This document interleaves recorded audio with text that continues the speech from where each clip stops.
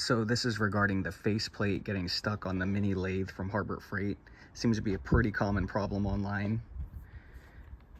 So mine got stuck pretty bad. I broke the bar they send with you.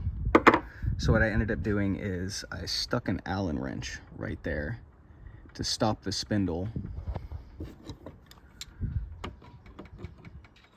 I grabbed some pliers, and then I just loosened it up with a hammer. So when you're hitting it, you just gotta make sure you're going the right way.